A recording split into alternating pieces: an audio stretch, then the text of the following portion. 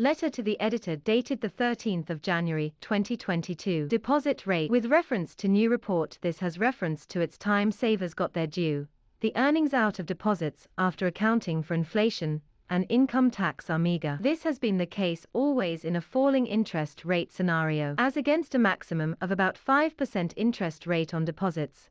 The highest tenor MCLR is around 7.5% plus the markup of banks, indicating that there is a case for rationalisation. The pricing of deposit interest rates needs a relook, as many people depend on such income only for their livelihood. The way lending rates are linked to MCLR, and uniform pricing methodology is required for deposit. The operating cost on term deposits is virtually negligible vis-à-vis saving deposits, and this benefit should be passed on to the depositors. Banks may also offer deposits with interest rates linked to MIBOR, so that depositors will get benefits of real-time rate movement. On the income tax front, more concessions are required for pensioners and senior citizens who depend on deposit interest for survival. Raghuraman Mumbai Vaccine dilemma. Apropos Covaxin booster shot works against Omicron, Delta.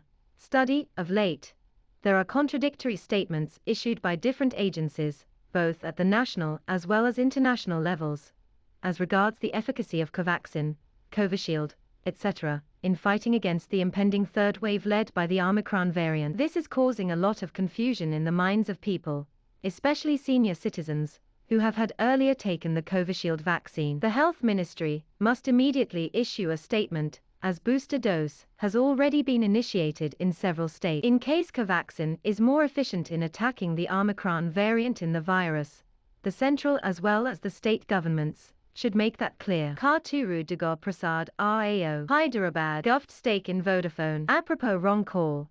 It is rather intriguing that the government has chosen to convert the dues owed to equity in Voda-Idea, especially when it has made its intent clear to get out of other businesses in other sectors. All the present stress in the telecom sector must be laid at the door of the then CAG Vinod Rai, who, with his 1.86 lakh crore presumptive loss theory, has managed to cripple the once booming telecom sector. The government may want to avoid a duopoly in the sector, but this is not the way to go about it. If privatisation is touted to be the panacea for loss of efficiency, let those who cannot swim drown. Anthony Henriquez Mumbai. With the kind of massive operational losses we have seen with government-run BSNL and MTNL, the government is not the most suitable contender to own this private telecom company. Moreover, the government itself is in the process of divesting from divestment in many PSUs, so it becomes highly contradictory. If we look at the telecom sector, it is mainly a duopoly between Airtel and Reliance Jio,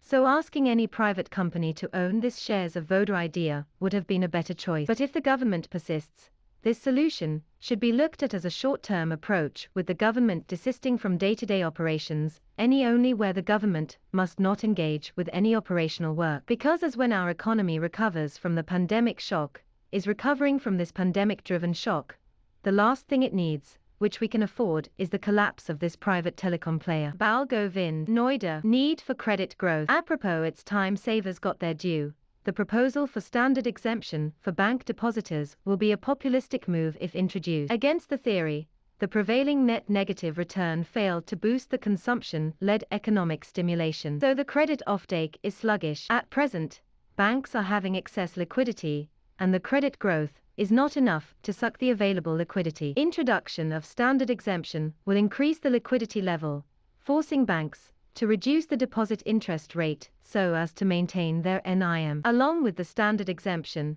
the government needs to announce the plans for boosting the credit growth. Alternatively, the exemption limit for interest income for senior citizens to be increased to 1,000,000. This will help those who are solely depending on the interest income to meet their expenditure without withdrawing their lifetime savings. Arunachalam, Mysuru, Pakistan's peace move. Apropos Pakistan's new security policy seeks peace with India. Report.